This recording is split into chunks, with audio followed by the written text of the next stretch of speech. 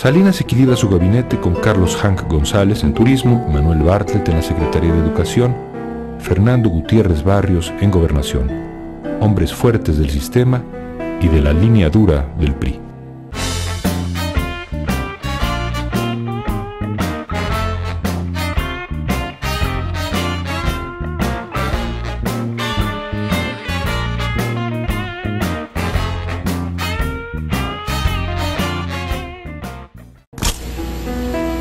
El gobierno de la República está abocado a elevar de manera duradera y productiva la calidad de vida de todos, pero urgentemente de los que más lo necesitan.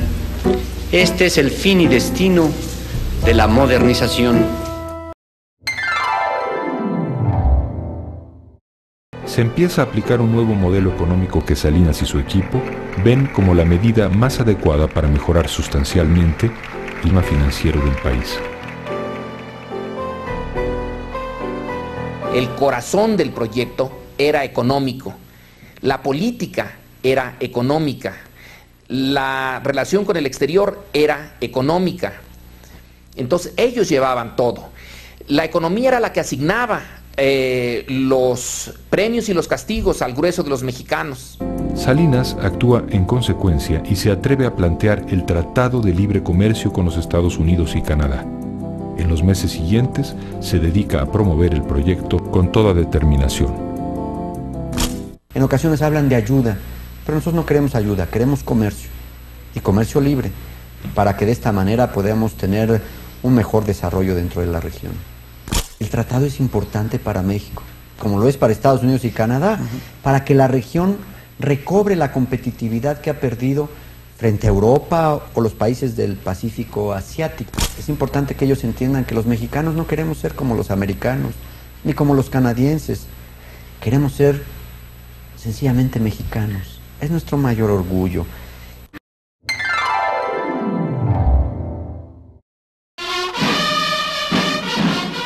El prestigio interno de Salinas crece y cuando dice que México puede ingresar al primer mundo, lo cree en verdad. Su mayor acierto es su actitud. Es un gran vendedor. Hace que México piense más en el futuro que en el pasado. El hechizo salinista parece convertir los sueños en realidad. Se puede decir que fue un presidente que embrujó al país, y no nomás al país, al mundo. Nos tenía todos convencidos. Sabía muy bien qué es lo que esperaba. Sabía cuáles cuerdas eran sensibles para los norteamericanos, cuáles para los europeos, cuáles para los japoneses, y las tocaba como un maestro, como un virtuoso, según lo fuera necesitando. Salinas no mira únicamente hacia el norte, también hacia el este y al oeste.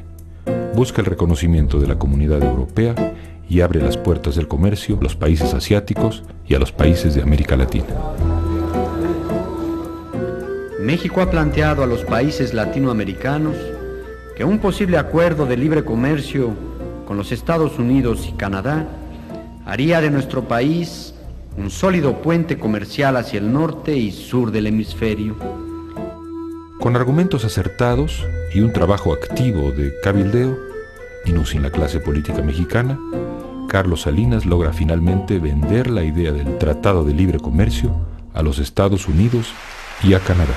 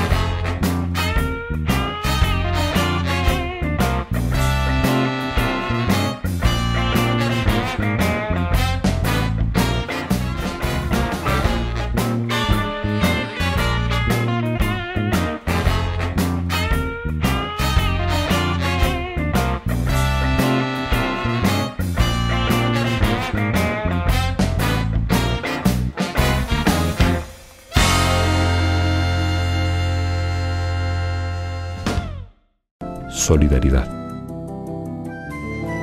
No son dádivas lo que se requiere para enfrentar injusticia, olvido, hambre.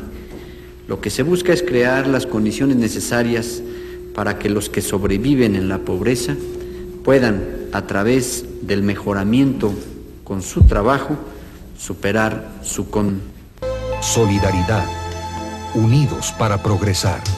Solidaridad fue un programa de la más grave intromisión por parte del Ejecutivo Federal, que irrumpió con toda legalidad, desconoció a la autoridad estatal y municipal.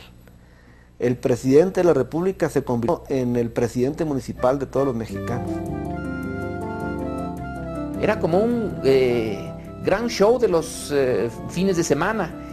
El presidente y su gran público, y él en completo dominio de ese público, con el dinero de Solidaridad detrás. Es en realidad el partido de Salinas. No se le llama así, pero sí se le piensa tal. Y el viejo partido, el PRI, es el que recibe las, digamos, los golpes, y Solidaridad es el que recibe la legitimidad. Y Salinas se identifica con Solidaridad más que con el PRI. No hemos terminado. Seguiremos en los hechos, apoyando a los habitantes de las Margaritas, de Chiapas y de todo nuestro México. Nuestros compatriotas tojolabales, en los hechos, seguirán teniendo el firme apoyo de su amigo, el presidente de la República. La aceptación al programa de Solidaridad, y con ello la aceptación hacia el gobierno, se extiende por todos los rincones del país.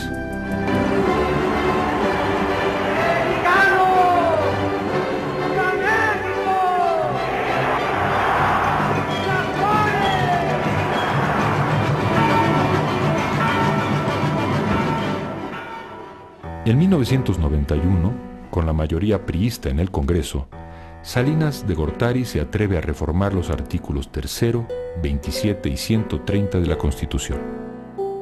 Con las reformas a los artículos 3 y 130, se modifica formalmente la relación del Estado con el clero.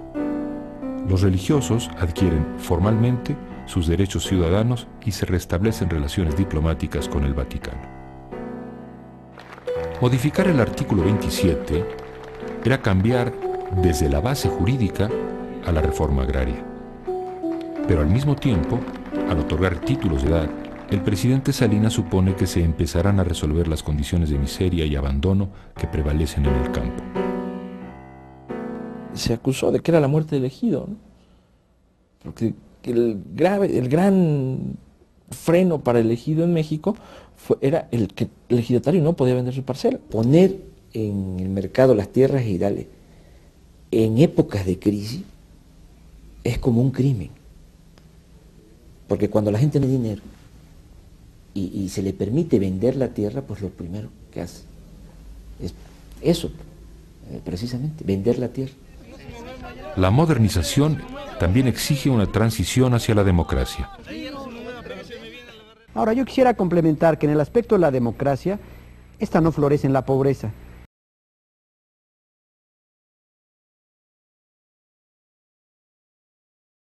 Meses después de su llegada al poder, Salinas se enfrenta a la victoria del candidato panista Ernesto Rufo en Baja California, y por primera vez el gobierno acepta convivir con un gobernador de la oposición. Sin embargo, la reacción de Salinas de Gortari fue totalmente distinta durante las elecciones para gobernador en agosto de 1990. En Guanajuato, el presidente se niega a aceptar la derrota del candidato del PRI, Ramón Aguirre, frente a Vicente Fox, el candidato del PAN. Sin embargo, la soberbia del sistema, del propio Salinas, jamás les permitió aceptar ese gigantesco fraude y la anulación de las elecciones. Optaron por una alternativa, yo diría, hipocritona, tibia, donde Salinas obliga a Ramón Aguirre a renunciar 5 minutos después que le entregan su constancia de mayoría y su nombramiento como gobernador constitucional. En diciembre de 1991, sintiéndose dueño del poder y apoyado por la fracción parlamentaria del PAN, Salinas ordena quemar los paquetes de la dudosa votación de 1988 que estaban resguardados en el sótano de la Cámara de Diputados. Nadie podría beneficiarse con escudriñar papeles que nada dicen y menos significan. La bancada panista acepta que se destruyan esos míticos documentos y que cállense, y que esos cientos de toneladas de papel se procesen. Es un absurdo, hasta en términos históricos, que los archivos no se queman.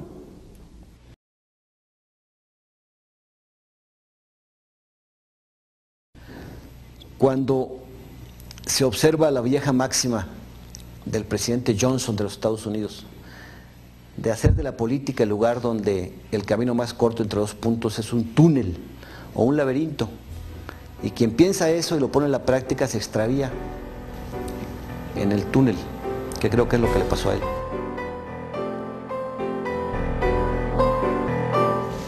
Don Fernando Gutiérrez Barrios me solicitó aceptar su renuncia como secretario de Gobernación. El presidente hace a un lado a un hombre de la vieja guardia del sistema y dentro del gabinete adquieren más fuerza los jóvenes del grupo compacto. 2 meses después, en el aeropuerto de Guadalajara, es asesinado el cardenal arzobispo Juan Jesús Posadas Ocampo. En la confusión las primeras noticias se refieren a que ha sido víctima de un fuego cruzado entre 2 bandas de narcotraficantes. Es el primer brote de un nuevo grado de violencia que alcanza a personas de jerarquía. Y mientras el presidente se prepara para la firma del Tratado de Libre Comercio, el semanario Proceso publica un reportaje documentando la existencia de un grupo guerrillero en el estado de Chiapas. La reacción del gobierno no se hace esperar.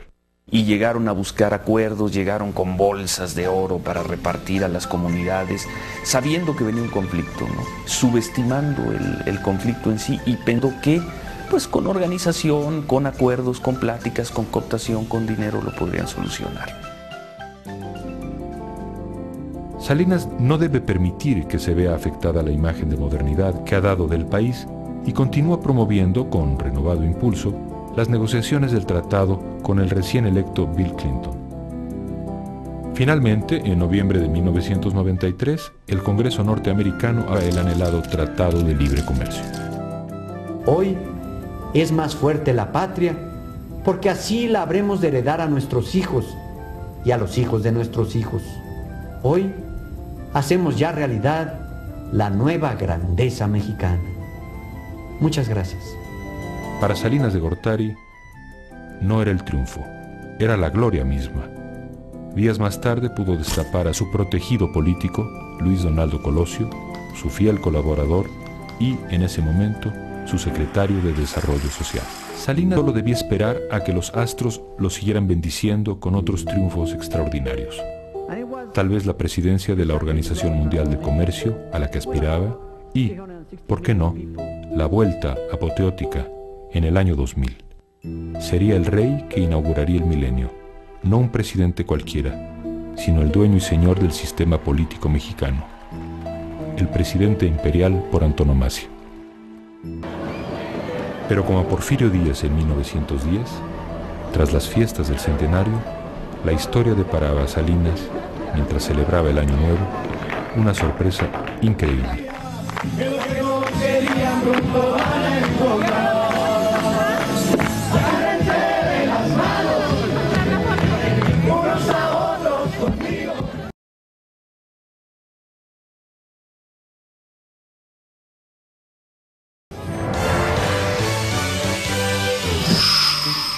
Un grupo de hombres armados mantiene tomados 4 municipios de Chiapas. Según sus voceros, en su mayoría son indígenas chiapanecos.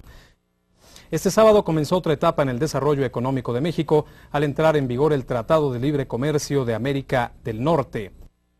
No existen adjetivos en el diccionario para calificar el azoro con que la opinión pública mexicana recibió la noticia. Una rebelión en México en tiempos del Tratado de Libre Comercio, al final del siglo XX, impensable.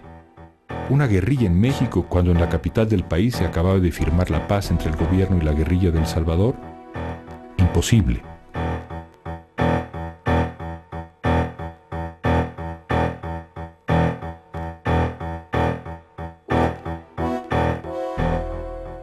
Profesionales de la violencia, nacionales y un grupo extranjero, ajenos a los esfuerzos de la sociedad chiapaneca, asestaron un doloroso golpe a una zona de ese estado y al corazón de todos los mexicanos.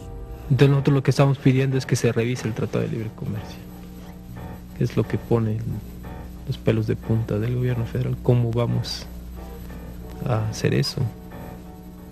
¿Cómo va a venir a mí a decirme un indígena, si siquiera sabe hablar español, que el proyecto de mi sexenio no lo tomó en cuenta, más que para hacerle un ataúd en el mejor de los casos, o ni siquiera eso? Algunos viejos priistas como Fidel Velázquez adoptan una actitud intransigente y exigen que se aplique la mano dura del ejército en contra de los sublevados. Pero la difusión del movimiento zapatista y su repercusión provocan que cambie la actitud del presidente Salinas. He tomado la decisión de suspender toda iniciativa de fuego en el estado de Chiapas para otorgar una amnistía general a todos los participantes en los hechos de violencia. Con el propósito de comenzar un acercamiento con los integrantes del EZLN, Salinas nombra a Manuel Camacho comisionado para la paz. El EZLN entregará al general Absalón Castellanos Domínguez, general retirado del Ejército Mexicano. Verdaderamente Broadway pues, es algo menor frente a ese espectáculo de ver a los zapatistas con sus balas, sus máscaras, sus paliacates, y Manuel Camacho solo con un suéter y sus jeans dominando la escena de tú a tú con los zapatistas, ¿no? Camacho logra firmar los acuerdos de paz y regresa a la Ciudad de México pues verdaderamente en calidad de general triunfante, ¿no?